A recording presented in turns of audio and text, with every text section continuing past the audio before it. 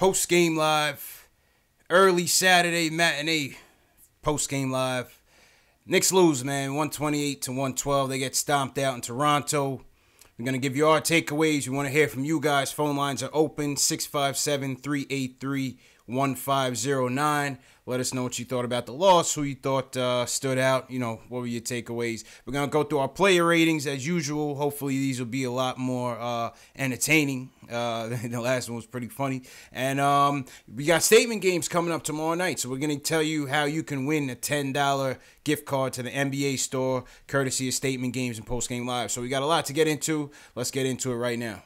Knicks Fan TV. Y'all watching Knicks Fan TV. All right, bro. Post Game Live. Happy Saturday, everybody. What's going on? Early start time for us tonight. Earlier than usual. CP from Knicks Fan TV. My man Jay Ellis from the Nick of Time Show. This is Post Game Live, the Knicks post game show for the fans, by the fans. If this is your first time on the channels and you're a diehard Knicks fan, hit that subscribe button below and the notification bell so you don't miss the next show. Jay Ellis, how you feeling, man? So this is an early one. This is a different time slot for us, man. Yeah, I'm not used to this, man. I feel a little off my game. I'm trying to get back on. I feel like the NBA players right now, but yeah. But you know what? It's a different time with the NY Brooklyn Sirens. The Sirens is out. That means good luck. Let's go. All right, man. So we went up to T-Dot and went up north. Started the game off fairly well. Defensively, we were pretty good. And give credit to Dotson, Timmy, Frank. Dotson on Kawhi Leonard, was very respectable for the most part, for most of the game. Second quarter, things, got a little out of whack. Raptors end up scoring 39 points in the second quarter, led by Anunoby, who's a good player. Give credit where credit is due. Valanciunas came off the bench and gave us fits as well. And then, listen, once it got into the third quarter, which is obviously, our focus, according to Coach Fizdale, we started off okay, and a couple calls didn't go our way, and Raptors are a good team, best team in the East, arguably, and so that was the final result, man. 128-112, couldn't get the job done. What was some of your takeaways out there? It was a rough one. It was a rough one to watch. I honestly feel like we were battling out there for a while. And then that second quarter, I kind of feel like the refs kind of helped the Raptors jumpstart the breakaway a little bit with a little ticky-tack. Not even a ticky-tack fouls. I don't know. I don't know if it's my New York bias, but to me, it just seemed like Knicks was standing there in place with their hands up, and it was getting called for fouls. Yeah. And it happened like 3, 4, 5, or 6 times. And I think it kind of helped break that game open a little bit.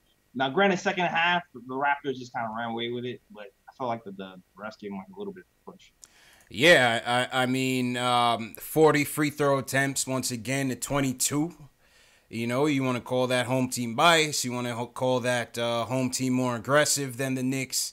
It's double the free throw attempts. Double the free throw attempts. And, hard to win that way. Raptors, tops in the league in terms of field goal percentage, averaging about 49% field goal range. They end up shooting 50% from the field. You want to call that defensive breakdowns in the second half or just a good team. Give credit. That's a good, well-balanced team. We know their bench is tough. Anunoby and Valanciunas came in there and destroyed us out there off the bench. Yeah. But they definitely destroyed us. The defense in that third quarter really was the one where I just looked bad. After that little stint, Valanciunas, I felt like Valanciunas kind of ate up Enes Kanter today. Yeah, he's a better player though. Let's give credit. He's a better player. That's one thing. And then again, for the people that say keep Kanter, if you're gonna give Kanter max money, he has to play like a max player. It's not just about the value. Right, but what I'm saying is, I mean, that's where he's gonna try to get to, right? But despite his double doubles and stuff like that, he never comes up big in big games. He's not a top tier big man in the game. He's just not. Even though he comes up with those double doubles, he's just not a top tier big in this game. Raptors got Valanciunas coming off the bench now, surprisingly. And listen, he feasted. He feasted, man. I didn't like how he knocked down my dude ISO. That happened in the second quarter. You know what I mean? He tried to intimidate ISO. We not intimidated, man. We not intimidated. It can't. It's good for anything. He's good for. He's good for one of those step in your face. Yeah. Get off my teammate type of stuff, man. Facts. Kevin Knox came back. It was a good game for Knox tonight. What'd you think about Knox's performance? Knox played all right. He just needs time. He needs time. The last game, I know people were he was talking about how he didn't really look good. And then when you talk to the coach, he said Knox didn't really play. He didn't really practice. He didn't practice at all. Right. So that explains why he looked so lethargic the last game. That was literally the first minutes he got since coming back from injury, and it was 5-1. 12 points, 2 boards, a steal, a block. Yeah, I thought he came with a little bit more energy. I thought his energy was definitely pretty good. So it's good to see Knox. Knox had them springs. He had that bounce back for sure. Yeah, he definitely had that bounce back. He looked good. The jump shot looked good. I felt like if he was able to get some more open looks today, it seemed like he would just knock it down. He looked really comfortable. Yeah. But listen, man. I was hoping we could have tried to keep it close, but we kept it competitive for as long as we could. All things considered, facing adversity on the road, top team in the East. Timmy, give credit to Timmy. Timmy had another solid game, I thought. He really looked focused from the beginning of the game, and you could tell he was playing with that edge. Yeah, Tim came out firing. In the first quarter, I felt like, yo, what are you doing a little bit? But then he finished with a pretty good percentage. Had 19 points in the first half. No one could really stop him. He had one really cool little highlight play where he dribbled between somebody. Yeah, he was playing rucker ball out there for a little bit, man. Shout out to Timmy. He's doing his thing. So Timmy was kind of the only one to help really pulling the wagon forward in that first half. He needed a little bit of help. Everybody else seemed ice cold. Even Dotson, who's kind of Mr. Reliable this whole season. He's been off. Yeah. He missed shots he usually makes. So, even though he kind of willed us back in the game a little bit in that third quarter, but yeah. You know what I liked? I like Dotson's defense on Kawhi Leonard, though, man. I wanted to see how he was gonna man up. I was pretty impressed with that. Listen, give credit. Raptors missed a ton of shots in the first. I think they missed 9 of their first 11, then came back and hit 21 of their next 28. But I thought Dotson played hard on Kawhi Leonard. It's another thing too. I felt like the turnovers in that first half, the Knicks were never really able to capitalize on them. Yeah, we were bottom of the league in fast break points, and with as many steals as we kind of caused, that number should go up a little bit. Mm-hmm. But we're not really executing the way we should fast break points. I feel like we might have had a better chance if we actually were able to do that. But Facts. We're going to get to the calls. Austin and Jamal on the line. We're going to get to them. Moutier too, man. I say something. Yeah. What's your take on Moutier tonight? Moutier is looking legit, man. He's looking steady. He's looking steady, man. The second unit looks like they're running pretty well with him in the game. It looks like he's getting to the spots. He's hitting more shots. He missed a couple of layups today. He's playing like the best point guard on the team right now. Give credit.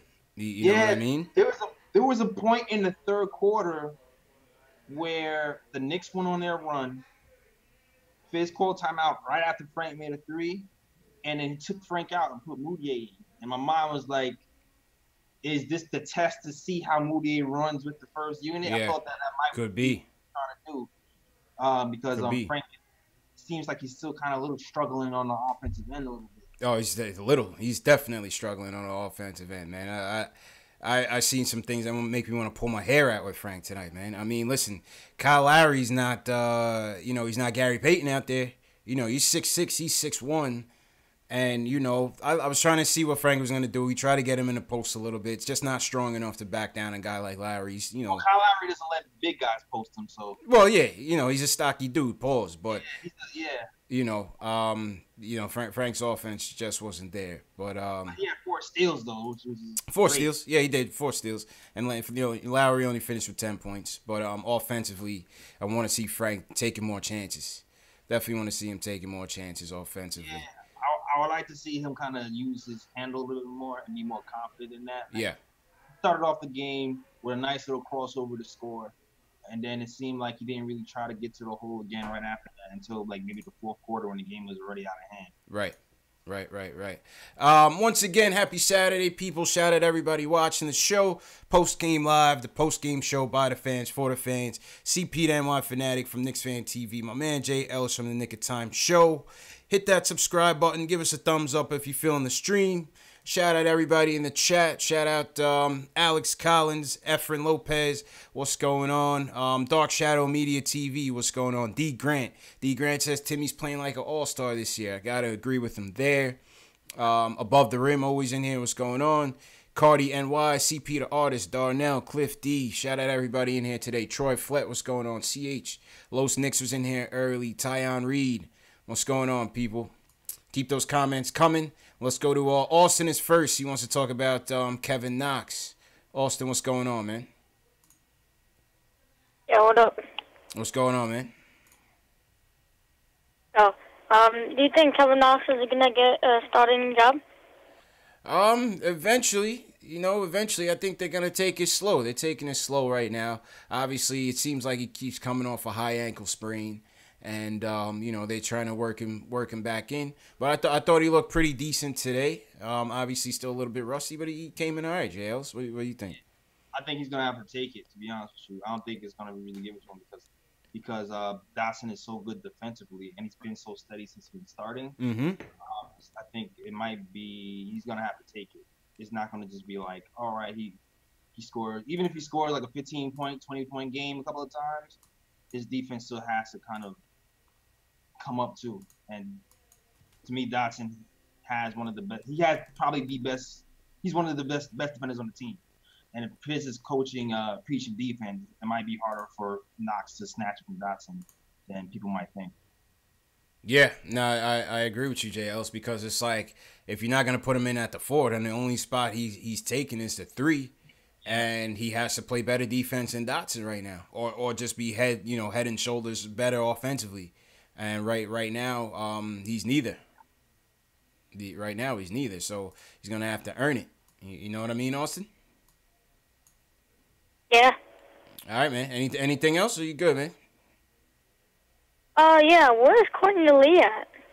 Yo, Courtney Lee's injured. I mean, what do you think, JLs? I was joking earlier this season talking about it was a trade neck injury, a trade injury. But I wasn't joking. I was dead serious. I mean, I'm not even sure if I still believe it or not. I don't know. I go back and forth because it's like, yes, on one hand, I'm like, okay, they're not playing him to kind of keep him healthy, but on the other hand, it's like you kind of want to see what he can give you and even play him a lot more so that you can trade him, because it seems like they cannot trade this dude. I guess. I mean, it might be the case. If people are trying to clear contracts for free agency next season, that could be the case. Yeah. That trade is teams he's all right. I don't know how this stuff works behind the scenes. Yeah, man. You see Jimmy Butler just got traded. I guess Minnesota didn't want Courtney Lee. I don't know why. But they trade him they trade him to Philly, man. Yo, Jimmy Butler was not coming to the Knicks. Austin, appreciate the call, man. Call back next time for sure. All right, having me. All right, cool. All right, Post-game live for the kids. Post-game live for the kids. We for everybody, JL. This is a family show, man. This is a family show. Yeah. Let's go to Jamal from Jersey. He wants to talk about Canner and the rotations. Jamal, what's going on, my dude? What's going on, CP and JL? How y'all doing? How you feeling, bro? I'm good. The debate that y'all recently had made me change my whole point of view of what I wanted to talk about. But I think a lot of the problems with Frank and the inconsistencies is, in my opinion, he simply needs to play 30 minutes a night. Like he's not confident to the level where you could herky-jerky with him and his time and his minutes. He's not going to sit on the bench for 8 to 10 minutes, come in and be aggressive offensively when you're trying to teach him to be aggressive from the door. Well, I mean, he got 25 minutes like tonight. Fizdale. Yeah, I know, and I'm speaking on the season as a whole. Yeah. Like tonight, the minutes was pretty evenly distributed. Like it's been a lot of games where even though Mitchell Robinson started, he only played 15 minutes, and Canner basically played the best. I mean, the rest of the game, and I just think the players need a little bit more than that. I mean, I hear you, but I think that's an excuse, to be honest with you, because I think number one, Moody is just outplaying him. Frank he's getting every opportunity to shine, and he's offensively he's not shining. Let's just call a spade, J. Ellis. You know what I mean? Yeah, he's young. He needs time to develop, and he needs more playing time. But I think the minutes for Frank is fine. He's just not producing. Yeah, I agree with the minutes. He's getting the minutes. With the exception of the Chicago game, but he deserved to be pulled in that Chicago game. So. But with the exception of the Chicago game, he's getting his minutes. He's gonna, like I always said, he's gonna have up and down games because the aggressiveness thing is what his main problem is. You know what I mean? So yeah, right. He has to get aggressive out there, man. I seen one. There was one turnover he had in the first half, man. He was we had like a 3-on-2 break, and they give it to Frank on the left side, and he's. Yeah, Ibaka was right there ready for him. But you know what? If you Frank, go for it, man. You know what I mean? You can go try to dunk on him. Like, take him. Don't get me wrong. He ends up passing it in the paint and turning the ball over. Right, and he always do the stupid, as soon as he pass half court, try to throw the sideways pass like it ain't no defense on the floor. He's going too east-west, man. Too east-west. But go ahead, Jamal. Go ahead. And my thing is, what do you guys think about how he's playing Cantor? Like, I'm more in the mode of either start Cantor and still develop Mitch and try to buffer his stats to trade him, or just let Mitchell Robinson rock out a little bit more. I know he's raw, he's making mistakes, and he's not coming along, but I just think I just don't want him to start and play 15 minutes and watch Cantor for the rest of the game. I just don't. Yeah. I'm more about development. I just want to see the young players play, period. We're not going to win like everybody wants us to win right now. We're not. I don't know. I kind of feel I don't want to waste the season on old guys. I think the coach is actually trying to win. I think that's the thing that people are forgetting. Like, he's playing these young players, but I feel like he changed that starting lineup because he wanted an all defensive starting lineup. Like, that's what he wanted. And I think he's trying to play Cantor depending on the matchups. Cantor gets more or less minutes. Tonight, I don't think he should have played Cantor as much because even though he was scoring and doing his other things, he was getting destroyed on the defense. So, Valanciunas was eating his food. Yeah, I felt like this was a night where maybe we should have tried Mitch a little bit more. So for the most part, I like how he's been playing Cantor and Mitch's minutes. But tonight, I felt like there should have been more Mitch. Let's check the minutes. Tonight, Cantor got 20 minutes. Money Mitch got 28 minutes. Mitch played more. Did he play in the right tonight? I feel like he played when in garbage time. Yeah, a lot of it was garbage time. It wasn't real. It wasn't real minutes. I don't know. To me, it didn't feel like it was real minutes. Yeah. I feel like when the game was out of line, he got him in. Yeah, he was in heavy garbage time. He was in heavy garbage time. All right, Jamal, man. Appreciate the call. Right. Bro. All right, take it easy, fellas. All right, man. Check you tomorrow if anything. That was Jamal from Brooklyn. Joe from Brooklyn wants to talk about how the Knicks use Mitchell Robinson. So continuing on the Mitchell Robinson conversation. What's going on, Joe? So today they gave Mitchell Robinson 28 minutes and Enes Kanter 20, but I feel like the 28 minutes that they're giving Mitchell Robinson aren't effective because they're not running the right plays for him. Clearly, he's a guy that plays above the rim.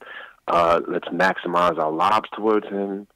It feels like when he's out there, he's just moving around and like getting in people's way. I feel like the coach Fizdale needs to run better plays for him, make him more effective because Kanter's getting minutes, but most of his points are like putbacks, offensive rebounds. But I feel like to maximize Mitchell Robinson, get him involved with the lob. I mean, JLs, I think he needs guards to lob it. What you think, JLs? I think the guards are just not getting it to him. Like, they have to look for him. And I mean, Frank. Frank Ntilikita's in the game. Okay, you're not scoring, but let's get them involved. If you're not scoring, get everyone else involved. I seen one pick and roll that Frank executed fairly well today, and that was to Von Lee, and that was one. You know what I'm saying? They don't really pick and roll much. That's the other thing. They don't pick and roll much, but I feel like when they do, none of the guards are effective at it. Have we identified our system as a team yet?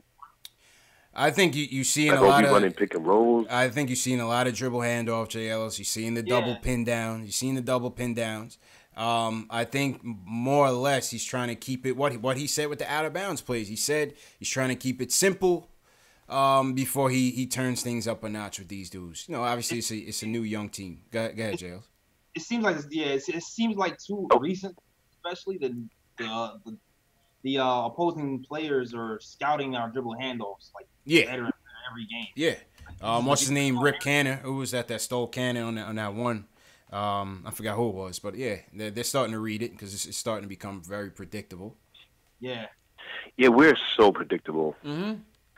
Can I ask you guys, is it fun watching the games? I like to watch my players develop, these young guys. Yeah. It's like I'm watching at home, and it's so predictable. Today wasn't. Today was rough, but you expected. I wasn't expecting them to win this game.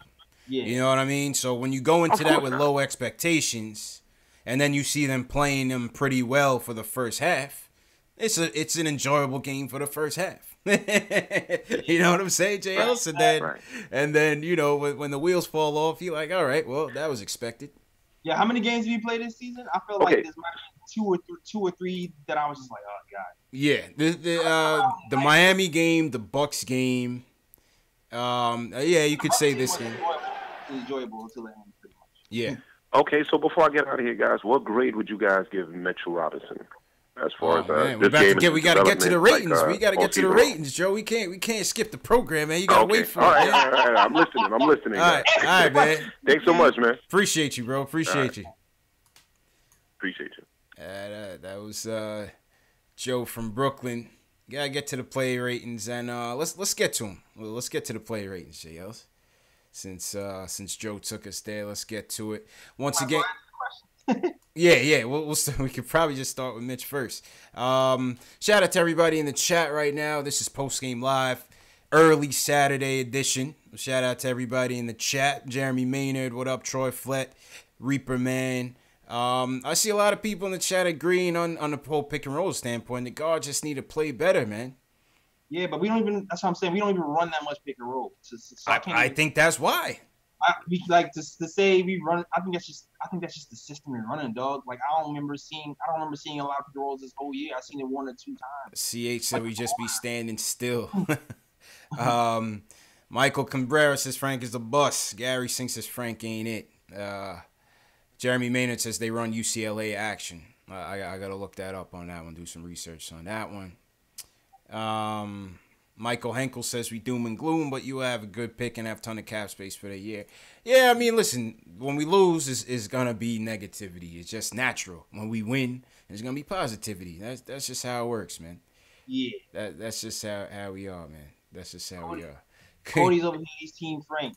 Team Frank. What about Trey Burke, man? What about Trey Burke? I was seeing some chats in here about Trey Burke. Are you guys? Did Trey get any minutes tonight? Let's take a look at it. Second straight DMP for Trey Burke. How do you guys feel about that, man? Let us know in the chat. How do you guys feel about 2 straight DMPs for Trey Burke? Do you think there are times in the game where we could use him? What you think, J. Ellis? Man, I like Trey. It was. I would like to see Trey get minutes. I understand why he isn't though. Like I understand why he isn't. It's like Figs likes height and length, man. Pause. He likes it. Yeah. He likes it, and pause. He wants to see what we have in these guys, and we have more of a future invested in. So I think that's why. That's 2 reasons. 2 of the biggest reasons why he's playing Moutier and Frank and not even looking at you. So it's tough, man. It's tough, man. And then there's not enough minutes for everybody to go around. Yeah. And too, on the other side of it too, Moutier is actually starting to kind of produce. He's not. Yeah, a little bit. He's not looking as horrible as he used. In his Moutier type of way, I guess you could say, right? Yeah, Moody type of way. I mean, he didn't look bad. Like he wasn't a world beater, but he didn't look bad. I think he was shot like 50%. He had like one turnover where I felt like he should have shot it instead of passed it when he got into the paint. The defense actually looked a lot better than preseason. I think he got probably a few steals. Like you can't even. If you hating on Moutier now, you're just kind of a hater. Yeah, I mean, listen, man, he's earning it. Not perfect by any stretch. But Moutier's earning it, man. So yeah, like 54%, 12 points, 2 rebounds, 2 assists, 2 steals, a block. Like he's making the coach look at him harder. Yeah. All right, let's since you're getting into the player rating, Shay, let's get into it, shall we? All right, let's do it. Let me hit my theme music. Shout out Cody on the line. We're gonna get to Cody after we get to these player ratings. Yeah, I feel you, Cody. That's a good point. All right, Cody Jay. said in the third quarter. That would actually, when the game was outlined, that actually makes sense. Yeah. Fair enough. All right, let's start it off. We'll go through a couple of these. We'll go through the starters at least, and a couple guys off the bench. Noah Vonleh, 6 points, 8 boards, 2 dimes. What you giving ISO Noah tonight, man? Oh, I don't even know. To be honest with you, I don't even remember what Noah did to him. Yeah, relatively ineffective. Like I'm trying to remember how he did on the defensive end. I'm trying to remember if I remember any expectations. I can't really remember, man. I don't even want to give him a grade just to give him a grade because I honestly don't remember anything. Yeah, well, if it wasn't memorable, then he's getting at least a 6. I mean, listen, his rebounding is up. You know, you're happy about that. His rebounding is up. So I'll give him a 6. What do you guys in the chat think about Noah Vonleh? I'll give him a 6. You know what I mean? I give Noah Vonleh a 6, man. All right, let's go to Money Mitch. This is Joe's pick. Money Mitch, 4 points, 5 boards, 3 blocks. 3 blocks on the night for Money Mitch, plus 5 on the night. Money Mitch is funny, dog. Yeah. Money Mitch is trash talking when we down 20 after those 2 blocks. Oh, I love it. I love this kid's fire, man. I love this kid's fire. I love this kid's fire, man. What are you giving Mitch? 3 blocks. I mean, 2 of the blocks came in garbage time.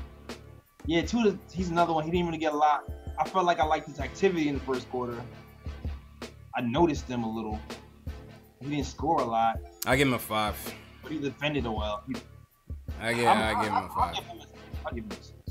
I give him a 5 for the defensive effort. Yeah, I thought he did pretty well on Serge. I thought he played Serge fairly well. Yeah, he did do pretty well on Serge. Yeah. Serge freaked him out a little bit in that third quarter. He started head faking him. Yeah, I give him some credit on Serge. I give him a 5 though. I give him a 5. Let's go to Frank. 5 points, 4 steals, 4 dimes, 2 of 8 tonight. I'm giving Frank a 4, man. I'm giving Frank a 4. Shitty offensive play, just not really giving us what we need. Defensively, he was all right. But I'm giving Frank a 4. Frank wasn't doing anything tonight. What are you giving him? I'm gonna give him probably not a 4 because I like the 4 steals. Probably a 5. You give him a 5? Give him a 5. All right. Dotson, 11 points, 4 boards, 1 steal, 1 assist, -8, 30% shooting. I thought his defense on Kawhi was all right. Yeah. I thought his defense on Kawhi was all right, but overall I give him a 5. I give Dotson a 5. What you give him, Dotson? I'm giving him a 6. You give him a 6? I give him a 6. I mean, the defense on Dotson, the defense on Kawhi, he started that little spark in that third quarter. I thought like, well, maybe something's gonna happen from it, and then it kind of fades. So, I give him a 6.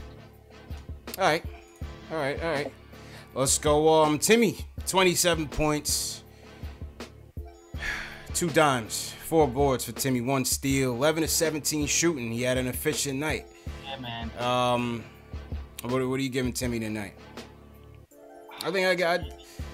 I'm gonna give him a yeah. I'm gonna give him a 7.5. Yeah. Only because we didn't win. Yeah, I give Timmy a 7. I give Timmy a 7 only because we didn't win. Only because he didn't win. If he won, I probably would have got high. Yeah, I give Timmy a 7. Because he was pretty damn efficient. Yeah, and he was leading them. You know, once again, he's leading us, man. He's leading us out there. So I will. I'll give Timmy a 7 as well, man. You know what I mean? I'll give Timmy a 7. The return of Kevin Knox. 12 points, 2 rebounds, 1 assist, 1 block, 4 of 11 from the field. What you giving Kev? I give him a 6. I think I give Knox a 6. Thought he looked pretty good out there. He brought some energy. Shot the ball fairly decent. I mean, only 4 of 11, but you know, 2 of 4 from 3-point land. I give Knox a 6. I give Knox a 6. I'm giving Knox a 6 too. I'm giving Knox a 6. First game back, kind of shot pretty well. I mean, not really overly well, but it looked like he'd have been on track today. But yeah, I'll give him a 6. All right.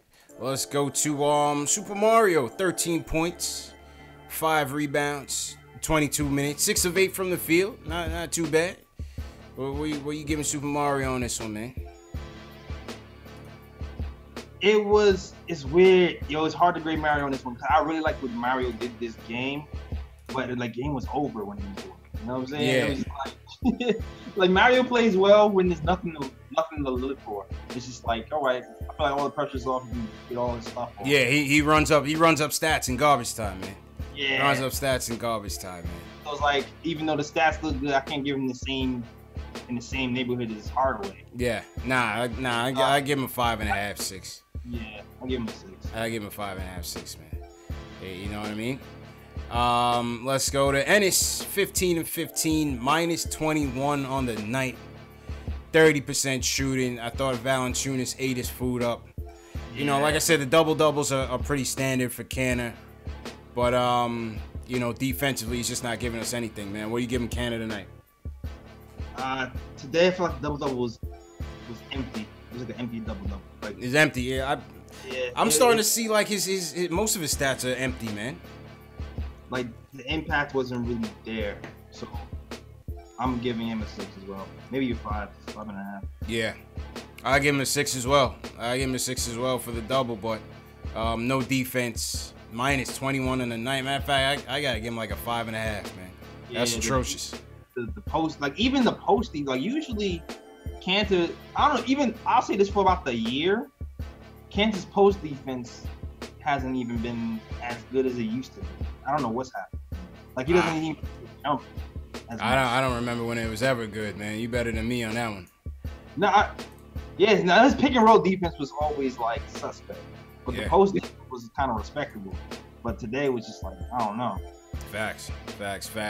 Moutier, was he Boutier? 12 points, 2 steals, 2 assists, 2 rebounds, 6 of 11 from the field. Pretty decent, almost 50%. What are you giving Moutier tonight? I'm tempted to give him a 7, man. I'm tempted to give him a 7 or something.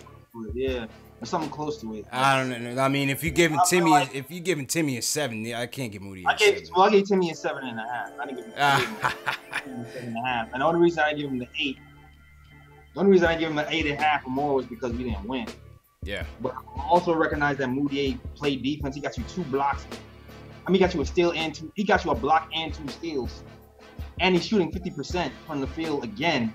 I think like the second or third time since he's been in the lineup.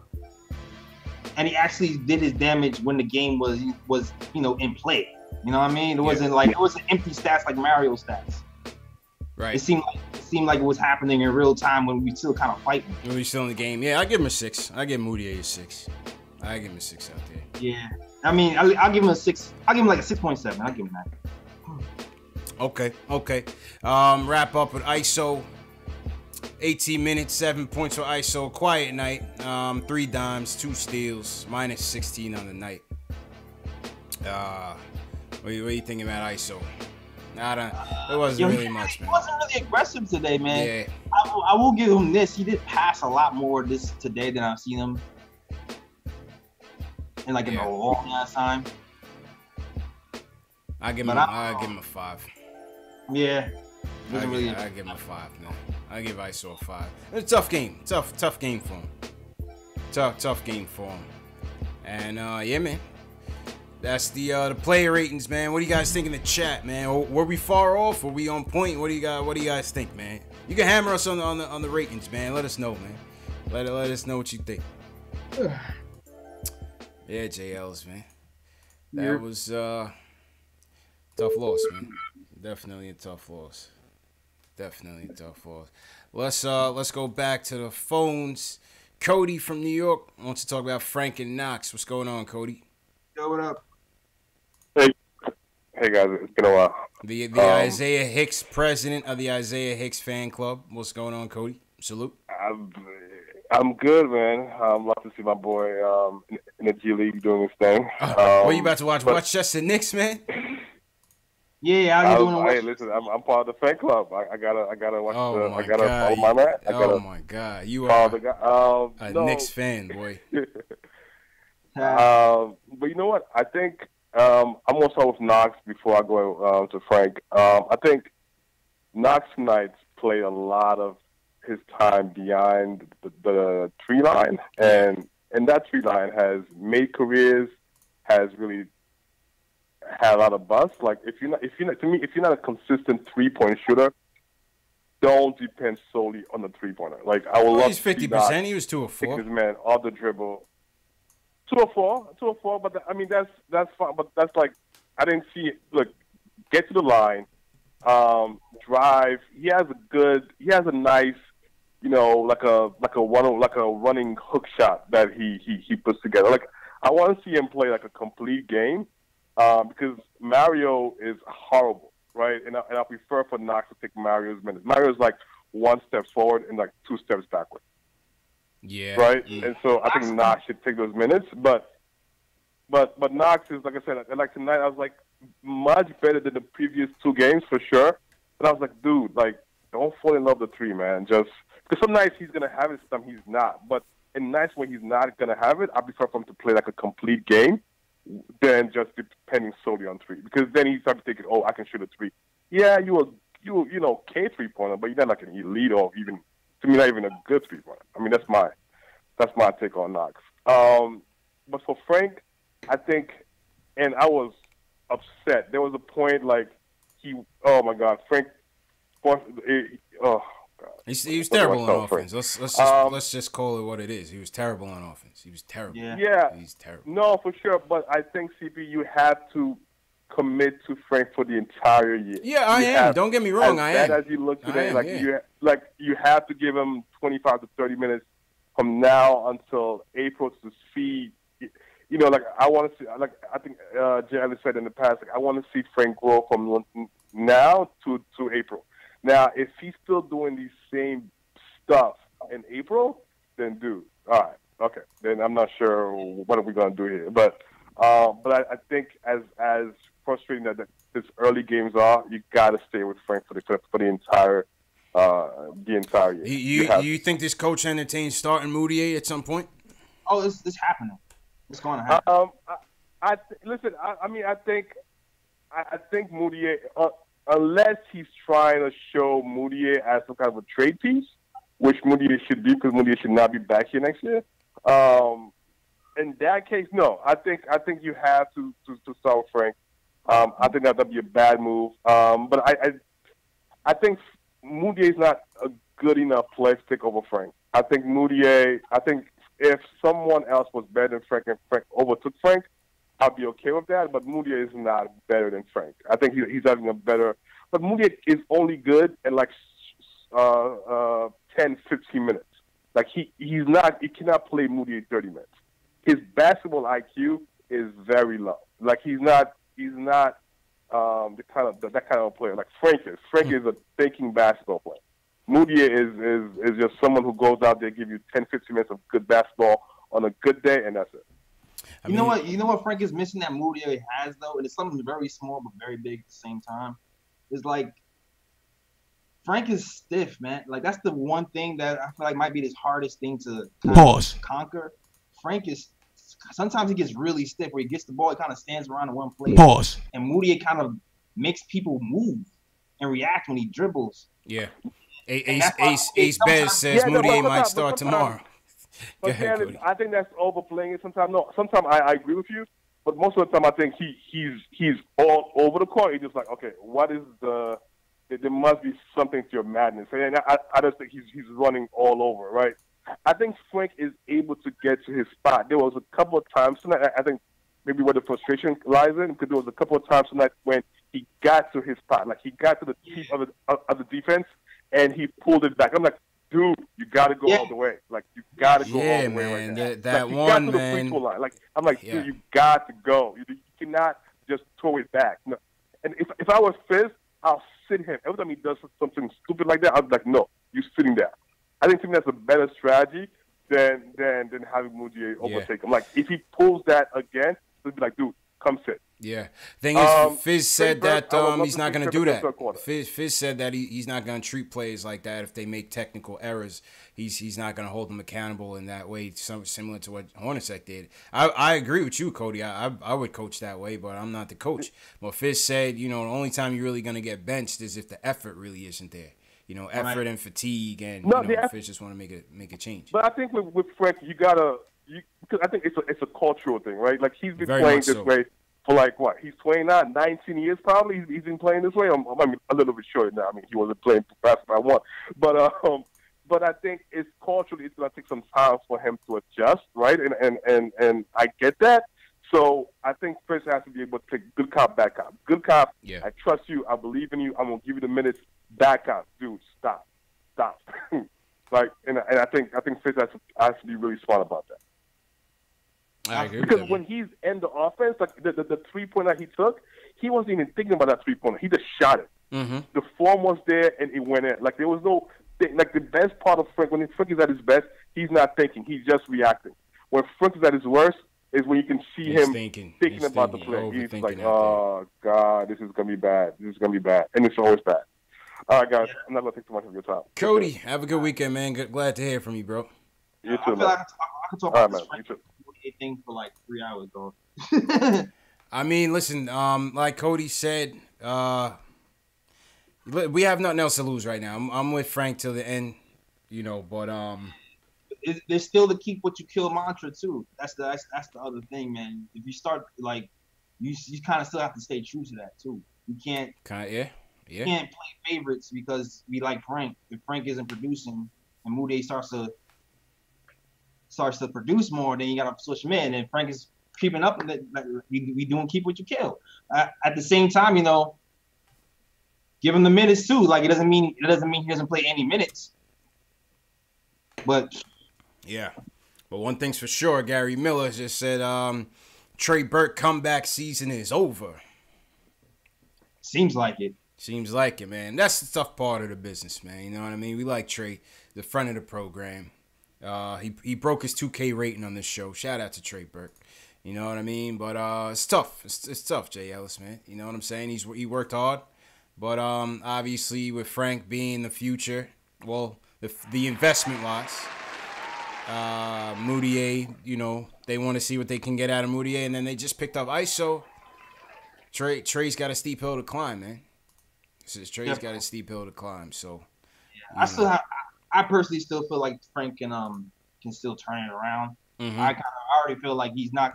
It's gonna be in and out aggressiveness all year. I've said that since the beginning of the year. It's gonna be in and ground aggressiveness all year. Yeah, that's the way it's gonna be for him. Yeah, no, it's gonna be growing pains, man. It's gonna be growing pains. What else? Yo, shout out everybody in the chat, man. We got 200 people in the chat. Hit us with a thumbs up if you like the stream. If you haven't subscribed to the channels, this is the home of the diehard Knicks fan. Trust and believe it. Make sure you guys are subscribing to the channel. Shout out everybody in the chat. Ace Bez, what's going on? Alfredo Hernandez, Agent Super Argo. Who you got, JLs? Oh man, Famous. Gary Miller over here. It's going, Gary. Hema King, Cody was holding me down for a high minute. Cool. Ricardo Custer. Chick George, what up? Dwayne Allen, easy wins. Oh, Sean Williams was good. Eddie Suarez. Alex Collins is distributing a link. Sometimes we don't see the questions in the chat because the chat goes pretty fast. So Alex Collins has a Google Forms link. He puts it into the chat. Click on that link. If you guys have a specific question, we'll get to it. Click on the link, fill in the form, and hit submit. I can see it on my end, and then we'll respond to your your questions. Richard Rowe, what's going on? One of the questions comes in from Mateo914. J. Ellis, he says, I think the Knicks need to run some different offensive schemes. We look so stagnant on offense and are starting the offensive sets so far out behind the three-point line. What do you guys think? No, it might be time to add another wrinkle in, man. We definitely looking very, very predictable on offense. I've seen I feel like the last 4 or 5 games, people are just shouting that little dribble handoff curve play over and over and over and over again. Yeah. It's really predictable. We need to switch something up. Even maybe run a little bit more pick and roll this time. I don't know. Yeah. Push it up. I think the guards haven't been running the pick and roll well. I agree with you, maybe running some more, but I think part of it also is that the guards just aren't running it that well. I think they can, man. I feel like Frank runs pretty well pick and roll. Trey Burke actually ran pretty good pick and roll last season on the Jets. But I don't think we just running it enough or at all. Much. No, I hear you. Easy Win says fans looking at Frank are only looking at points. Aren't rating him well. No, I think in all fairness, let's be honest, his offensive game leaves a lot to be desired. Regardless if you're looking at points or not, we're looking more so at attitude, awareness, aggressiveness, confidence. This is more mental. This is more mental traits that we're looking from Frank. It's not about the points. You could live with him, getting 5 points if he was more aggressive to the basket, JLs. I mean, how many shots he took today, JLs? 8? 8. Yeah, 8 shots. He got shy in the second half when to be fair too, it was weird when the coach took him out. He took him out right after he made a 3. Yeah. I thought that was weird. But yeah, it's there's a lot to say about Frank. The next day, one of the other stages that Frank has to figure out is when his shot's not going, go to the basket. That's what I'm thinking. Yeah, and we're not expecting tremendous performance at least to a win. We know we're a rebuilding team. We know we're devoid of talent. Obviously, the Raptors are who they are. We just want to see, certain things. You want to see certain traits. You saw Tim Hardaway Jr. efficient night. Good job. 27 points. Yeah, we lost. You know what I'm saying? But good job by Tim Hardaway Jr. You like Damian Dotson's defensive tenacity out there, even though the offensive end he wasn't that great. So the criticism is fair. It's not, the Frank haters don't know basketball. No, it's the Frank haters want to see him get to another level and show some sort of confidence in his game. Maybe it'll come. But right now we're not seeing it. But we'll give him some time, J. Ellis. You know what I'm saying? We got nothing but time right now. Yeah, I can't. Yeah, I heard you heard me say this over and over again. Yeah. I'm giving Frank time. Let's go to Solomon in the Bronx. What's going on, Solomon? He wants to talk about the game overall. Solomon, hey, what's going on? What's going on, brothers? What's going on, man? I mean, I know everybody be talking about, Frank this, Frank that, but not for nothing. His defense was off the chain today. I mean, his defense is. He did a couple of steals. I mean, he shut people down. Yeah. So that's main source, man. I think the missing piece of our puzzle is somebody who's aggressive and that could shoot. You know what I'm saying? Because Tim Hardaway was doing it by himself today. You seen the show. Yeah. You seen the show. I mean, we need somebody that's more. I was kind of upset with the coach for sitting Cancer down. I mean, he should have sat him down because he's more as a force of scoring. I mean, yeah, but defensively, so? if he's putting up 2 and he's giving up 2, 3, I mean, he was a minus 21 on the night, man. Yeah, he should have sacked. Yeah, you know what I'm saying? And yeah, in certain aspects, when we were missing our firepower like a KP, of course you're gonna need Cannon's offensive production. But when this team gets better, you're not gonna need him. You're not gonna need him because he plays no defense. Yeah. You know what I'm saying? He But plays no one defense. more question I was gonna. Yeah, go ahead. Oh, I apologize. No. Go ahead. One more question I was gonna ask you. What do you think that we need to start winning games? Like Kristaps what do we Porzingis. need? Like we need Kristaps Porzingis, man. You know, that's just it. Now he need a couple of help. He need one more. We need one more power. I mean, we have to have a hard bench first. Yeah, but I think we need one more power to start. I mean, listen, man. Maybe Zion. Maybe. Listen, we're a long ways away from even being, somewhat serious. Yeah. To even get into the playoffs. Long ways away. 82 games. Yeah. We need a lot of things right now. Yeah. Keep in mind, we don't have Kristaps. We got a young team, youngest team in the league, and it's gonna take time, man. Yeah.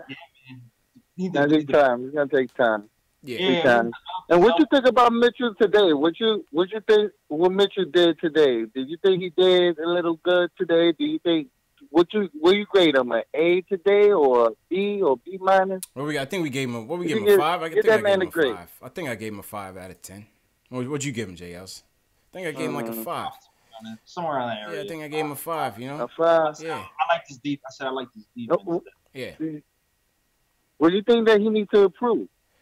Well, number one, I would like for the point guards to find them more. I would like them to run more pick and rolls and execute that a little better. Yeah. What do you think, JLs? I would like to see his rebound production go up. Rebounding. That better, cleaner. Yeah. I mean, with the reach that he has, it would be nice if he had like a little, turnaround hook, But that's probably asking for too much with these guys these days. Yeah. Okay, so basically you're trying to say, I'm sorry. So basically you're saying that we need a point guard too as well. Absolutely. We don't have a point guard, a trooper. That's not defined today. And appreciate the call, Solomon. But let's just keep it a buck, Jay. Right now we're in a development phase. We're trying to figure out who the point guard of this team is. That's why Fizdale has been rotating these options. He went from Trey. Now he's going to Frank. Maybe he'll keep Frank.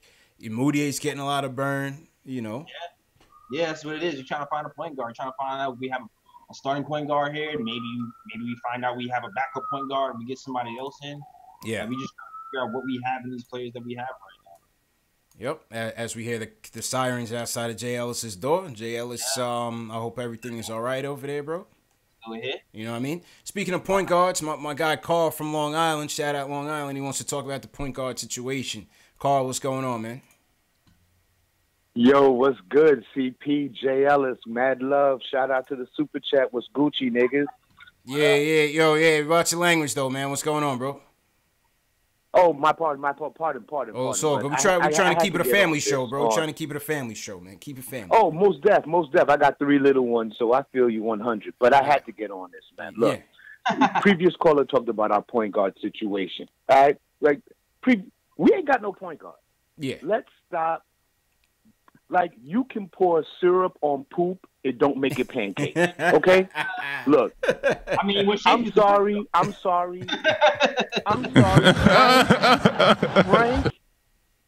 Frank is a good defensive point guard, but he's not aggressive, and he's not a playmaker.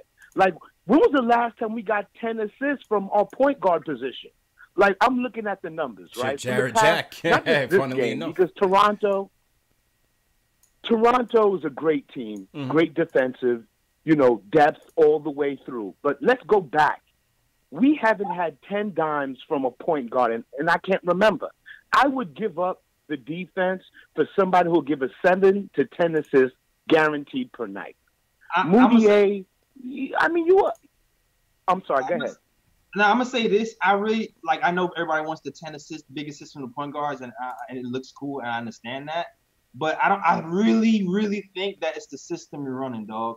Like, I really, really think it's the system you're running. Because if I compare this season to last season, there was a lot more 8, 7, 6, 10 assist games last season on the Jeff Hornacek. And I think it's because we were just running more pick and rolls a lot more last year.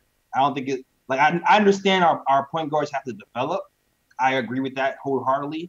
but I don't think the low assist is just indicative of them not being a good point guard, but just the kind of system we run. And it's like a swing pass type of thing that's happening a lot. But you got to look at it this way too. Like y'all are OG Knicks fans. Back in the day, it was about the big man. You know, Oak, Ewing, Mace. Now there's a gluttony at point guard. Every team in this league got a point. It's a guard league. Every team in this league got a point. Every team. You know what I mean? We're the only team right now where you're talking about 4 guards. Every team in the league, when you think about that team, you already know who the point guard is. You know who the guy is, and that is defined. We're not defined yet. That's the captain, man. That's the captain. That's our QB. That's the guy. He's the coach on the floor. That's right. And yeah, I get it. Everyone's gonna say, "Oh, he's only 20. Frank's only 20. He's a kid." But it don't matter. If you ain't ready, then don't start. All right, it's that simple. You need your bib. You need your bottle. You need night, bruh. Then take night. But we need a leader out there, someone who's gonna orchestrate, create, and facilitate. You know what I'm saying? If your jumper ain't got to be water, but if you can like ISO Zo, you can break down the defense, kick it out to an open man. That's a dub right there. You can draw a double team, kick it into the big man, throw it down for an easy lob. That's another assist right there. Like when you getting your point guard giving you 2 assists a game, like you can't win in this league. You can't with guys like Kyrie, Kemba, Steph Curry, Chris Paul. Like I can go down the line. We need a facilitator, and we got to stop fooling ourselves. Because without someone to exploit and expose our strengths, everybody gonna look weak. Because we got a lot of spot-up shooters. Super Mario's a spot-up shooter. You know what I'm saying? ISO Zoe, he's in his own zone. But we need somebody to create for these kids. Because like you said, we're the youngest team in the league. So you need someone to go out there and lead. Yeah. And right now, we thirsty at the point position, my dude. We thirsty. That's true. And appreciate the call, Carl. But that's what, JLs, that's what the season is about, right? This is what the rebuild and the development is about. It's trying to see what we're working with. Carl's a he's tired of losing, man. He's tired of taking out. Yeah, everybody's gonna be tight. It's tough. Dealing with the rebuild is tough, man. Dealing with the rebuild is tough, but that's what it's about. We try to figure out, where we going in the future. And to expand on my assist point, I heard actually when the commentators talk about the league in general. Kyle Lowry is the only player right now over 10 assists right now. The league assists is going down in general because everybody's more swinging the ball and passing the ball around. It's not even just the point guard. So think about that. That's not even just the Knicks. That's league wide. That's interesting. That's interesting. Fair point. Definitely a fair point. All right, let's go to appreciate the call, Carl. Let's go to my man Delano from North Carolina. He wants to talk about the Frank situation. Delano, what's going on, my dude?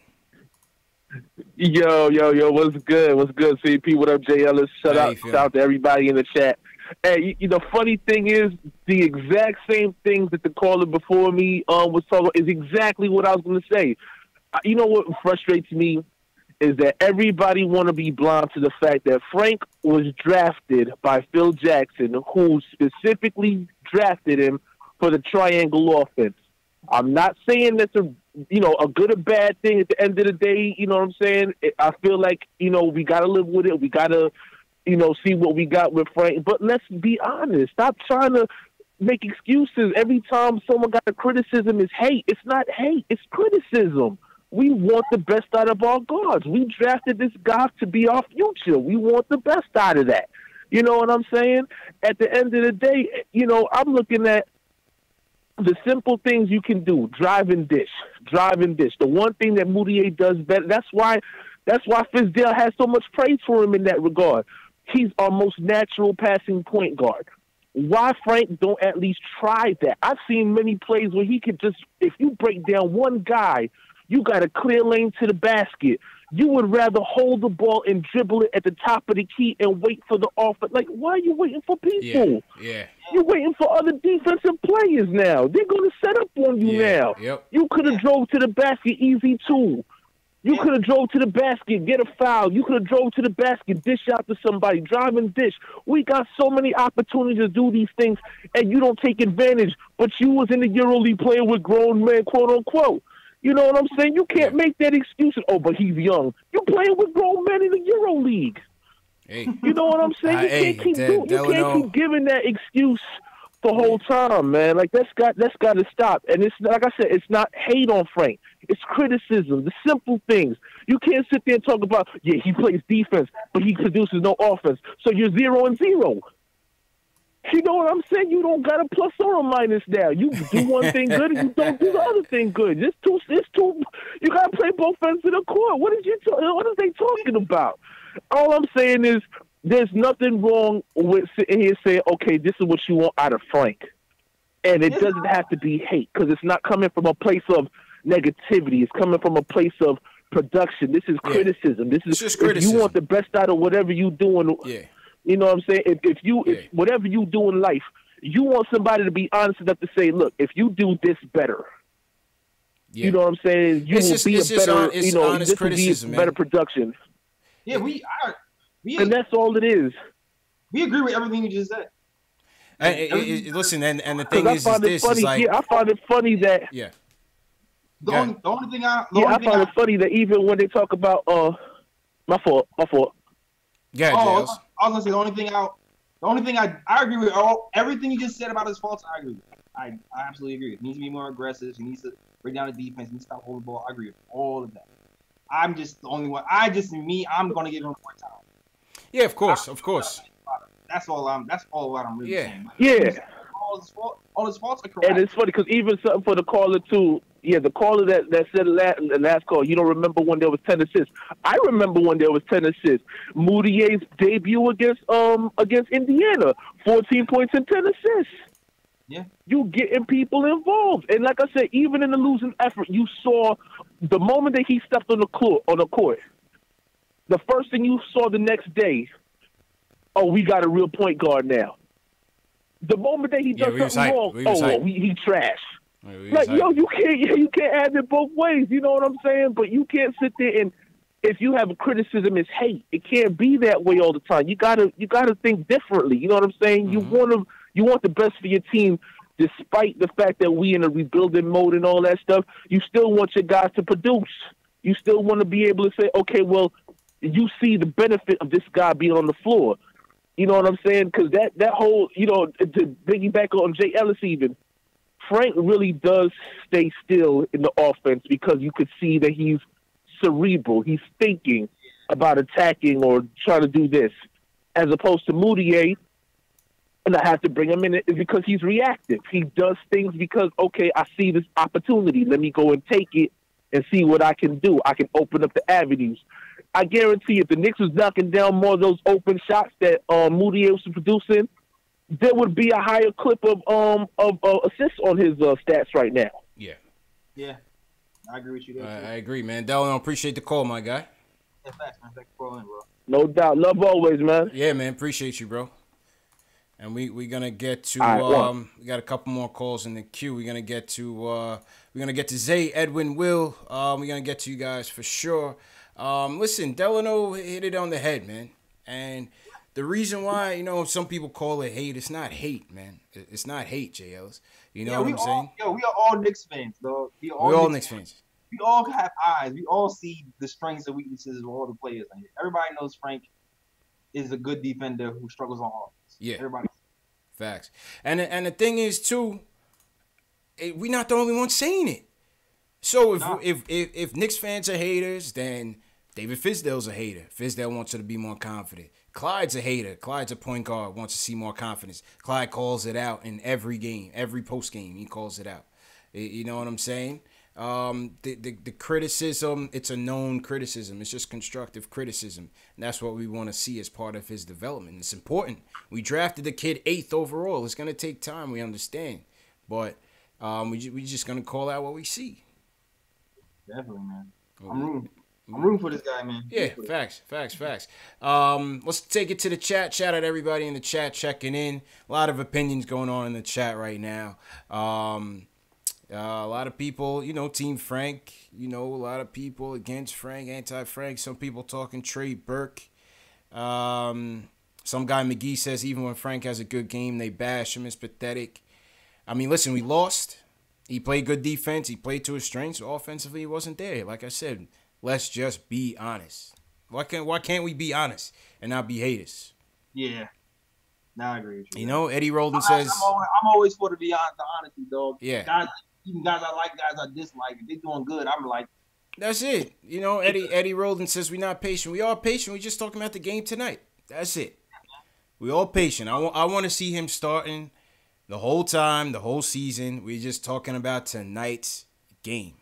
I would like to see him start, but at the same time, if somebody else, if Moody is playing better, then I think to keep the integrity of the team, you start Moody. I'm not, and that's me being a Frank fan, not a Moody. But I'm thinking about the whole team. I'm taking my bias out of it. You know what I'm saying? Yeah. I'm taking my bias out of it, even though I like Frank more than Moody. If Moody is playing better, that's that keep what you kill, isn't it? Yeah, like he should start if he's playing better. But that doesn't mean Frank can't take it back. He got to kill it. You got to kill it, man. We'll be all right, man. We'll be all right. I just said the same thing when I'm gonna take it back when Hernan Gomez was on the bubble last season. Mm-hmm. And I felt like he wasn't playing good defensively. Everybody was just like, "Oh, he's a young guy." I was like, "No, he has to take it too. Just because he's a young guy, you have to show something. You have to show you have to show pride in something." So I mean, that's just the way it is. Keep what you kill, but be patient too. Like, understand these guys are young and they're gonna get better. They possibly could get better if given the time. Facts. Yeah, that's all we say, man. That's all we saying. Let's switch up the topics. A little bit. So yesterday, at the end of this week, we saw the comments from Coach Fizdale and KP in regards to KP's recovery, right, J. Ellis? Now I thought the whole back and forth between Fizdale and KP and KP's reaction. Fizdale said he wasn't jogging. KP came right back and was, with the pictures of him doing full-blown, 100-meter dash on the track. I thought that was interesting.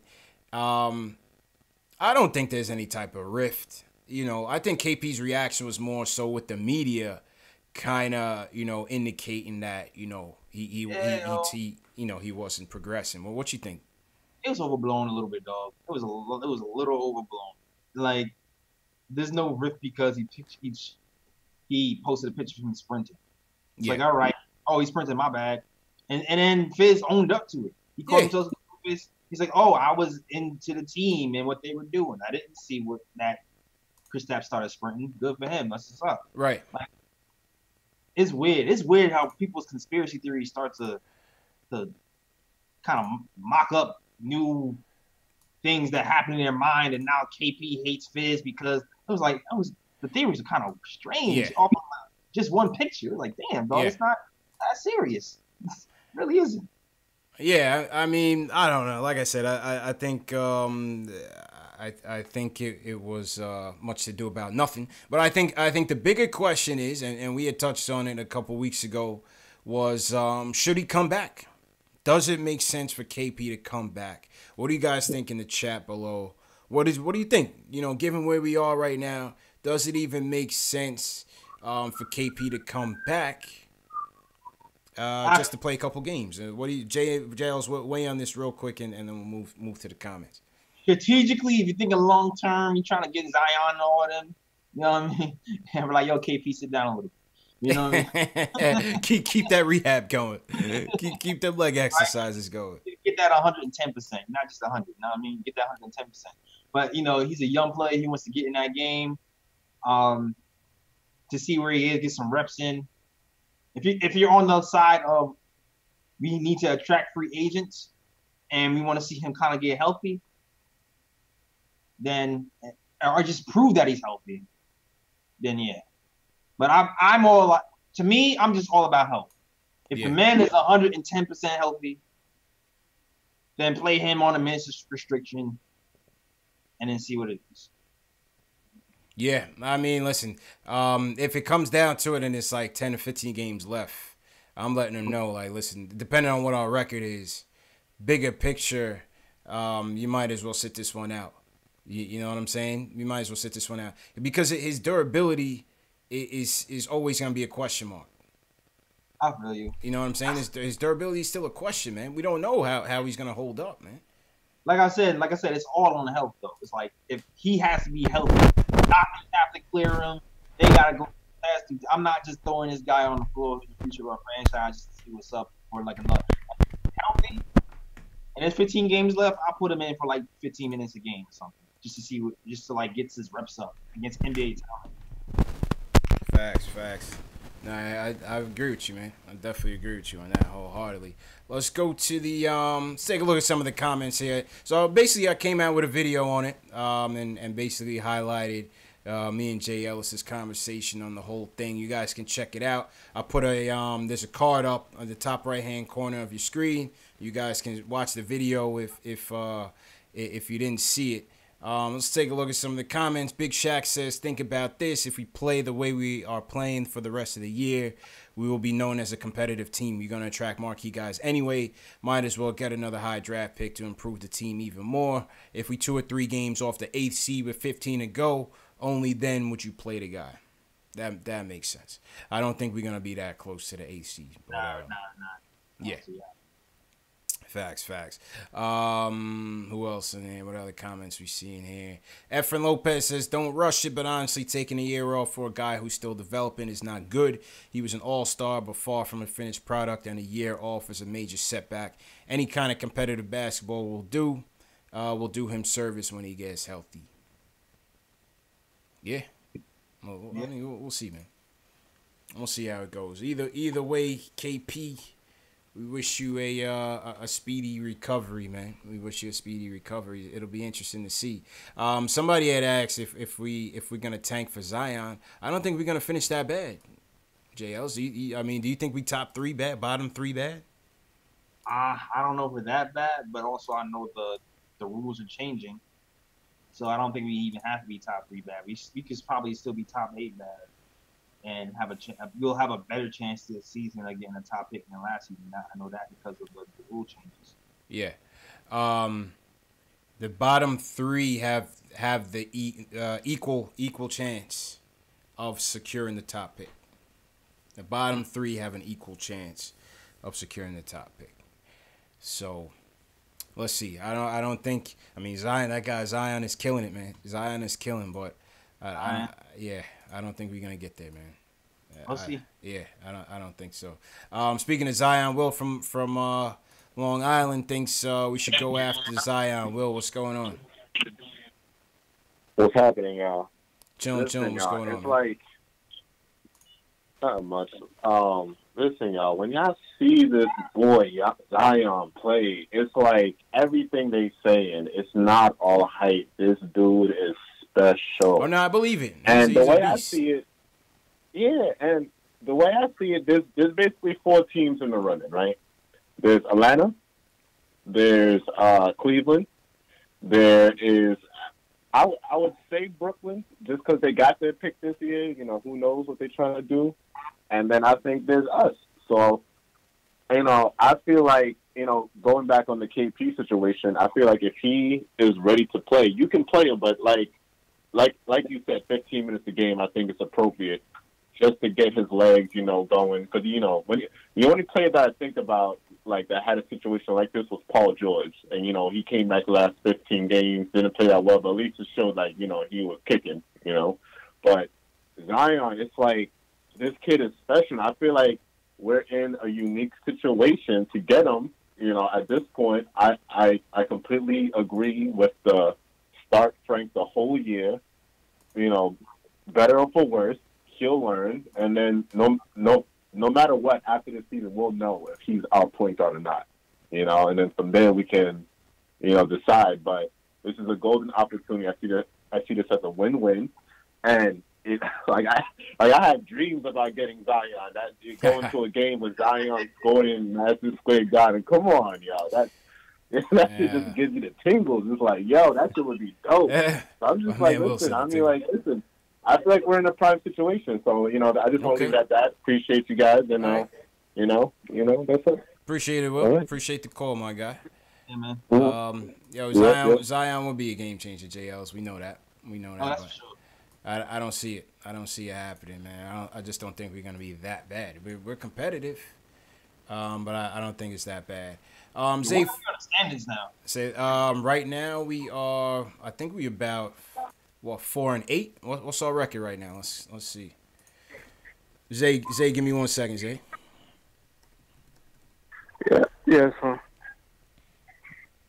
The Knicks are 4-9. 4-9. 11th right now in the conference. We're 11th. Okay. 11th. We're 16 in the conference. So, right now 11th, man. Zay, what's going on, Zay? Zay wants to talk about Timmy. What's going on, bro? Yeah, what's going on, man?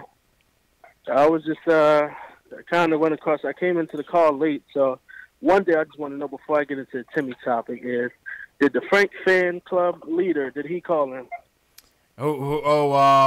Max? No, we didn't hear from Max. We didn't hear from Max yet. Oh yeah, of course not. Of course not. Yeah, we didn't hear. We only call in when Frank do good. Yeah, we didn't hear from Max, man. I'm still here though. I like Frank. I'm still here. I just wanted to get on I've been on the side of Tim just needs to earn his contract, right? A lot of people have been hating on Tim, saying he get paid too much, and I've always been on the side of saying, hey, let him earn his money. Like, he's still developing too. We don't need Jimmy Butler. We don't need to overpay Jimmy Butler because we could have a potential Jimmy Butler in Tim Hardaway if he grows into his contract. You know what I'm saying? Mm-hmm. So I'm just saying, like, we got to start giving Tim his props because he's looking good out there, man. Timmy deserves to be an all-star playing right now. Timmy deserves to be an all-star, man. Yeah, he definitely looks great, man, and he's trying to make better shots. You can tell he's trying to, like, slow down on the crazy shooting, but it's hard because the rest of the team ain't shooting. You know what I'm saying? So I think that also gets to him as well as Mario. I know y'all hate on Mario too, but I feel like with Mario, some of the shots, his percentages, when you look at his percentages at the end of the day, it's not bad or whatever like that. I think the times where it does look bad is because he's trying to shoot us out the game or whatever like that because we're doing, like, no one else is shooting. When you got Frank on the court or whatever like that, he's not taking those shots. When you got Lance on the court, he's not taking any shots. Vonleh only takes shots if he has to or whatever like that. So it's just like the people that's shooting bad, they're shooting bad because they got to make up for the people that's not shooting at all. Frank got to stay aggressive, and, that's what's killing us because, people don't, other point guards at opposing teams don't respect Frank's shot, and he doesn't take the shot. So we're already 4 against 5. Because you're not making the defense honest. You got to keep the defense honest, man. If the defense not respecting you, all they got to do is crowd the paint, and that's it. The offense is bogged down. Exactly. The Chicago game said it best because the Chicago game, the way they was trapping Trier, knowing Trier is like one of the best bucket getters on the team, and the rest of the team just sitting there. It's just like it's like we could count on the rest of the team shooting because they might not make it, but let's trap Trier and make the rest of the team make a play, and that's where we were getting shut down with the Chicago game. Okay. So I think that needs to get better. All right, I appreciate the call, Zay. Appreciate it, man. No problem. All right, let's move through. We got a couple in the queue, and then we want to get to statement games. Give you guys a chance to win. We're doing statement games tomorrow night. Give you guys a chance to win a $10 gift card to the NBA store. Me and JL is going to pick our bold statements in a couple minutes. Let's run through some of these calls. Ernesto from Miami wants to talk about KP throwing Fizz under the bus. Ernesto, what's going on, man? Hey, what's up, guys? First time caller out here from Miami. Shout out. Yeah, we got a lot of calls from Miami, man. Shout out 305, and shout out for holding us down, man. You could be a Heat fan, but you down there holding it down for us, so no doubt. Nah, 100% Knicks fan, man. Long time. Good stuff. Now, I just wanted to talk about. I didn't like the way KP threw Fizz under the bus. So you think he threw him under the bus? You think that was a direct shot at Fizz? Oh yeah, for sure, definitely, because he knows better than that. Because he knows as soon as he puts that out, he knows what's going to happen. He's a smart boy. He can figure it out, and I just think he should have just picked up the phone. If he had any doubts, he could have picked up the phone, give the coach a call, or he could have waited till the next day and talked to him at practice about it. Simple as that. It just makes the organization look bad. That was kind of petty, JS. It was kind of petty though. Still, is it? It's kind of like the Canner tweet with the whole dot situation. Like, that's different. That's a whole different thing because this one, like, I don't know if you can blame it on Fizz or the way the news kind of spent it, because the news was kind of spinning it like he wasn't even working hard. I saw one headline said he wasn't working hard. I saw one headline that said he didn't make any progress with his workouts. So if I'm working my ass off and I'm reading I'm not working hard and I ain't making any progress, I'm posting that shit too. Like, dog, like you putting all this fake news out here in the light. Like, I'm gotta defend myself at this point. So I don't really blame KP for doing that. He's defending himself, in my opinion. And you have that coach of folks. They good. They talk and they say they good. So it's good. I think my thing is but I mean, go ahead, Ernesto. Go ahead. Another thing, about KP and all, I don't think he's coming back. I mean, from a business standpoint, from his perspective, if I'm KP, I don't come back. Because the way I look at it, I'm a restricted free agent. I know a team out there is going to at least offer me $150 million guaranteed, even if I don't step on the court this year. But if I do step on the court, and God forbid I get hurt again, and it's another major injury which requires surgery, then you know what? Then I'm done. I'm not going to get a big contract. And then now I'm going to have to work my butt off to prove to everybody I can stay healthy for an entire year. While if he just kicks back and doesn't do a thing, a team will offer him $150 million easily for 4 years. And the Knicks will wisely match the contract. He knows that. So I don't know. I think there's a lot of risk involved if he comes back from his standpoint. It only benefits the Knicks. I mean, to be honest with you, if he comes back and he shows he's healthy. But it doesn't. I mean, he'll take a lot of risk coming back. Go ahead, JL. Ernesto, appreciate the call, man. Go ahead, JL. That's not really true. All right, man. He it's insensitive for KP to come back. I forgot the exact rule because I'm not like the capologist like Knicks Film School. But if KP plays a certain amount of games, $7 mil versus $4 mil. We had went over it on that last show. I appreciate Alex Collins for that tidbit. Exactly. So he'll be getting $7 mil instead of $4 mil on the qualifying offer. So, and also, if any team is going to offer KP money, we're going to match. Yeah, we're going to match. The only way, and he's not going to do this. Like, he's not going to go into his final year without signing a deal. He's not going to go into unrestricted free agency. You know what I'm saying? He's not going to risk it. So, but he could. That's the only way he's going to walk is if he says, no, I'm not going to sign as a restricted free agent and go into unrestricted free agency and walk. But I don't see him risking his future like that either. He's going to take that bag next year. Yeah. He's going to take that bag next year. I'm seeing a lot of surprising comments in the chat on this KP thing, Dan. I'm seeing people saying KP's a diva. What? What's happening? Chester Chetnick says Phil said KP might be too tall. Give credit, Phil. That was a concern of Phil. Was KP's if his height was going to be an issue in terms of the injuries. I mean, this is going to be a bunch of tall players coming into this league over the next 10 years, though. The league is changing. People are changing. You're going to see a lot of freaking different little unicorns coming in right now. Yeah. We'll see how it is 10 years from now going forward, how much of these new athletic freak 7-foot big guys can all have. I think, and we'll move from the KP topic, but what I think is that it wasn't clear whether or not he was responding to Fizdale's comments or responding to, because I do feel like the New York media and even Deadspin, they both took it and ran with it like he's nowhere near close, or something like that. So regardless of the fact, he obviously felt the way. Obviously, he's trying to work his best in rehab, but I think he needs to understand from a media standpoint that's just going to draw negative attention to the whole thing. You know what I mean? Whereas he could have just called Fizdale, like Ernesto said, he could have just called Fizdale from behind the scenes, be like, yo, listen, coach, this is a story. You might not know this, but I am, sprinting, and I'm trying to get back. And Fizz will say, yo, my bad, I didn't know. Obviously, I'm not focused on that. I'm focused on the team. And that's it. We wouldn't have to know nothing about it. But when he comes out with them pictures, when Cannon comes out with the dot tweet and all of that, you just bringing more negative attention to the team. We don't need it. You know what I'm saying? We don't need it. That's fair. We don't need it, man. Let's go to who's on the lines. Let's go to, and then we'll go to one more call. Then we'll go to statement games. Julian from Westchester wants to talk about the lottery. What's going on, Julian? What's going on, guys? How you feeling? Just wanted, before I get to the lottery, I'm good, by the way. How are y'all? Good. All right, man.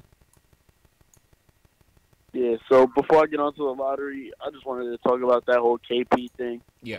If I'm working my ass off for, 9 months now, I got to post that because, you're disrespecting his work ethic with the articles coming out. And, KP, I mean, obviously he has an ego because, most superstars do.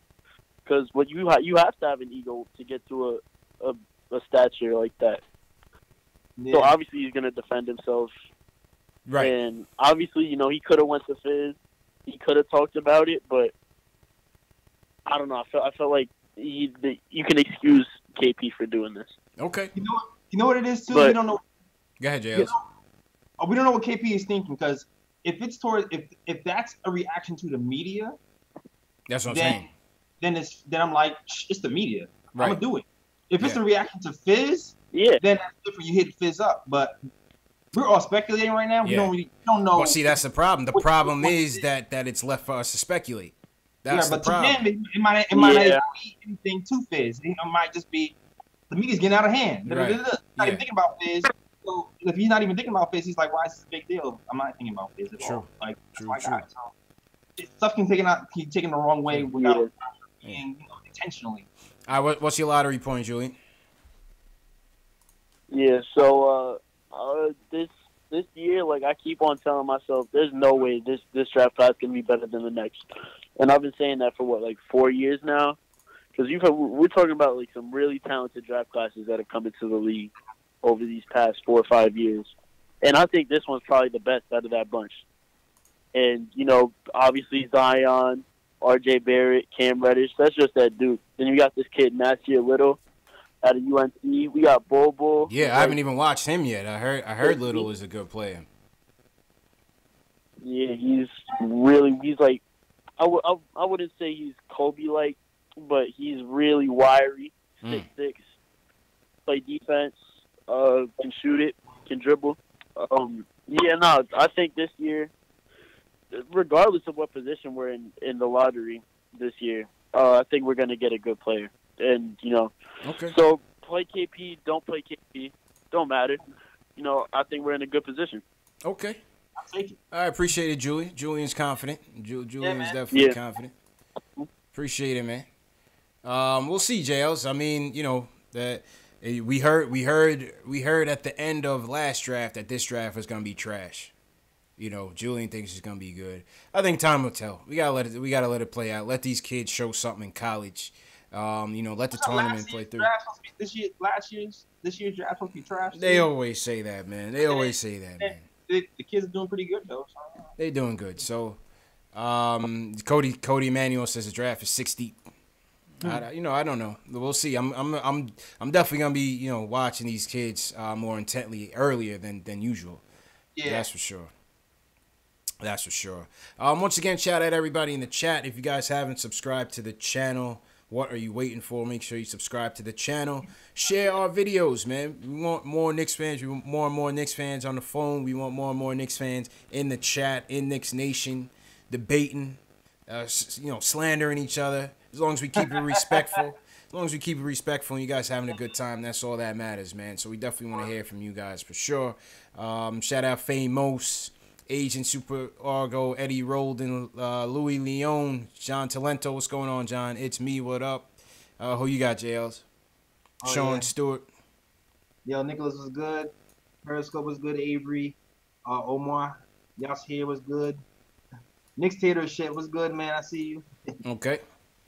All right, let's go to the statement games. We are playing statement games for tomorrow night's Knicks versus Magic game. This is your chance to win a $10 gift card to the NBA store, man. So, you can get your tax off. That's a good thing. Always a good thing. This is courtesy of statement games. Jay Ellis is currently beating me by 1 point. I lost the last game 24 to 23 to Jay Ellis. I think we're both 2-2 on our I think we're both 2-2 on our bold statements, Jay Ellis. So we got to step that up. So, all right. Yeah.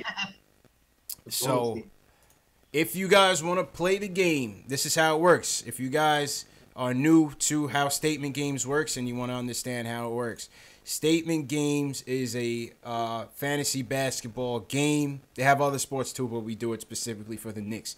Fantasy basketball game where it's based off of prop bets or game predictions.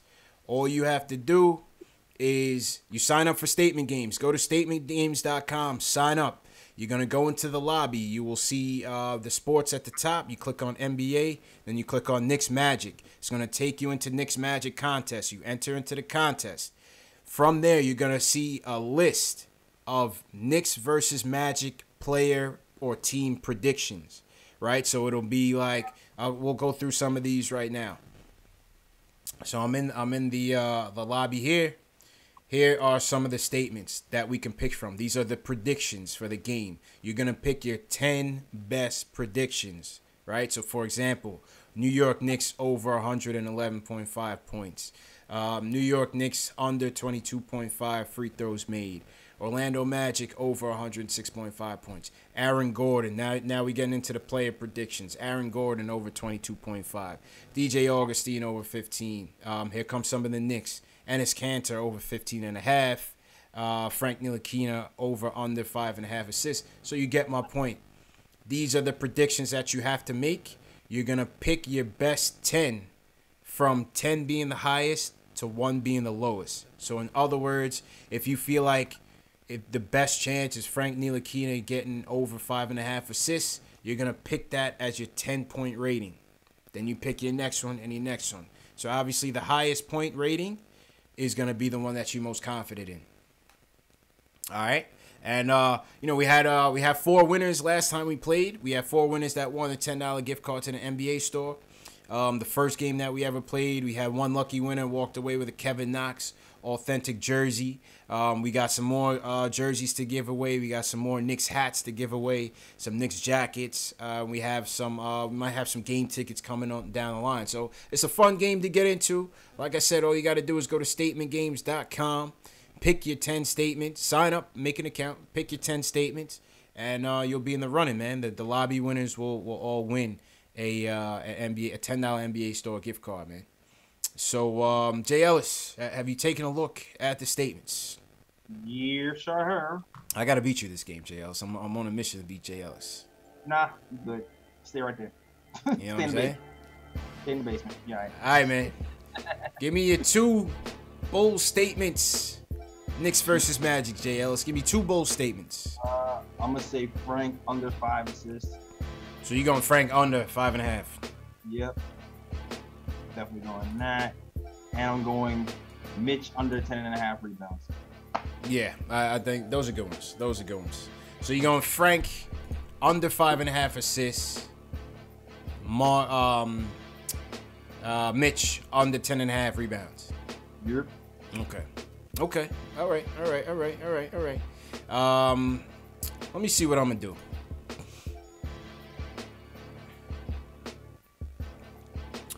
Give me Noah Vonleh over 9.5 boards. Give me Noah Vonleh over 10.5 boards. And I think he had 8 tonight. He usually gets those boards with ease. The Atlanta game, he damn near had a double-double in the first half. So Vonleh is definitely trending that way. He's going to have to battle out there with Mo Bamba and Aaron Gordon and those guys, but I think Vonleh will get those. Next one. I'm going defense. Give me Knicks over 3.5 blocks.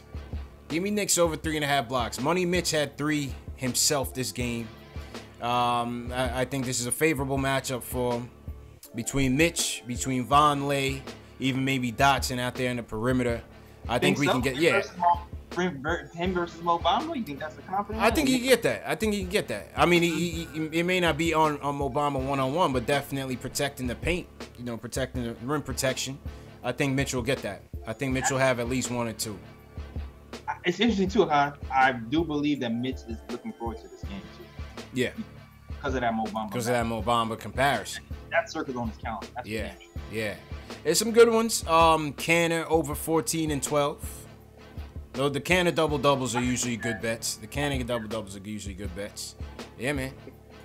So those are the bold statements. Once again, if you guys want a chance, tomorrow night, Nick, what time is the room closed? Is the lobby game closed tomorrow night? Is it 7 o'clock? I think you guys will have until 7 o'clock tomorrow night to get all your statements in. Once you pick all your statements, you have to click save. Make sure you click the save button so that your statements can be locked in. Very important to make sure you do that. And once you do it, like I said, it's free to play. Once you sign up for an account, it's free to play. And listen, you got a chance to win a $10 gift card to the NBA store. Not knock off. Them jerseys are expensive. Them hats are expensive, man. So nice little $10 gift card on behalf of Knicks Post Game Live, myself, Jay Ellis, and Statement Games who sponsor the show. So definitely don't miss out on that. Shout out to previous winners. Shout out to the guy that won the Kevin Knox jersey for opening night. Yeah, man. That's all she wrote, J. Ellis. We did an hour and a half in the books. How you feeling, man? How you feeling? Tough loss. We'll bounce back. We will bounce back. Yeah, let's wrap it up. Once again, shout out everybody in the chat. Give us a thumbs up, smash that like button for us, please, please, please. That's the best way to promote the show. Hit that like button, share it with your Knicks fan, leave some comments. Hit that fan poll. The fan poll is up in your top right. Hit that fan poll for tonight's game and please vote in. And yeah, man, Alex Collins, I thought you were gonna call in tonight, man. I didn't hear from you, man. We gotta get Alex. We're gonna get Alex a calling card, man. He's trying to call in for Ireland. Oh yeah. Yeah, Alex is trying to call in. I don't think he was able to be successful. So, Alex, we'll get you a calling card for all your hard work patrolling the chat. Yeah, Yeah, man. Shout out to Alex, man. All right, JL. So I'm gonna swing it over to you. In a second, let me hit my theme music. All right, JL, showtime. Cool. But if you want even more Knicks talk, go to the link in my description. You can listen to all my podcasts on SoundCloud. Also, you just go on my YouTube and listen to the podcast we had just dropped on Tuesday, talking about all the Knicks stuff. It's entertaining, it's informative, it's all that. So watch out for that stuff. New one coming next week as well. Also, links to all my social media are also in the description on my YouTube. That is the Nick of Time Show on Instagram, the KOT Show on Twitter. And yeah, also look out for all the articles by my guy Ryan G. Happy birthday, Ryan G. Happy birthday, Ryan. Happy birthday, man. Yeah, and my born day is tomorrow, so happy birthday to you tomorrow. Happy birthday, Jay Ellis, man. Happy birthday, Jay Ellis. And don't forget the merch. The merch is always available. Link to the merch is also in the description. Yes. I'll get cop those. And Black Friday is on its way, so make sure you take a look out for the merch on Black Friday. Yeah, man. Definitely happy birthday, Jay Ellis, man. You know what I mean? Enjoy it. Definitely turn up. Do the damn thing. Have a drink for us. I know you don't drink, but whatever. And yeah, man. Yo, shout out to everybody that tuned in tonight. Tough loss. 128 to 112 to the Raptors. What we gonna do? Let's bounce back tomorrow and get a win. And once we win, I want to hear from you guys, man. Shout out everybody for calling in tonight. Shout out everybody who was in the chat. Once again, statement games. Don't miss your opportunity to win a $10 gift card to the NBA store. It's free to play. Why wouldn't you join in? Pick your 10 statements and get a chance to win. Take home some money. Knock off some tax on the NBA store, man. Let's shout out some people in the chat. Jay Ellis. Eddie, appreciate you. Famous. Shout out Famous as always. Alex Collins, we're going to get you a calling card. Quiet Money. Jay Ellis, everybody saluting you on your born day, man. Almost Zen. Love, y'all. Yeah, man. Almost Zen, appreciate you. Jamie Fitzpatrick. Israel Concepcion, Brooklyn in the house. Shout out to Brooklyn. Nick Reyes, appreciate you. Nick, go ahead, Jay Ellis. Yeah. Chris Popovich on Periscope was good. Omar, you here, was good. All right. Sherwin McKenzie, what up? Above the rim, take it easy. Cameron, take it easy. Cody be holding down my podcast on YouTube. Always showing me love. Thanks for Cody for your support. S. Parker was good with Sean Williams. What is up? Hema King. What is up? Thanks for holding me down. Brooklyn Billy from Brooklyn. Always got love for Brooklyn. Aaron Flores was good. Gary Miller, I said what's up earlier. What's up now again? Mikado Custer. What is up? Man. Gary Singh, Vince Yako, appreciate it, man. Like I said, man, just smash that thumbs up for us. We'll see you back tomorrow night, 10:30 p.m. Eastern, maybe 10:15ish. Knicks Magic. Let's get that bounce back win, man. Jay Ellis, happy birthday. I'll check you next week, man. Thanks for Sean. Peace.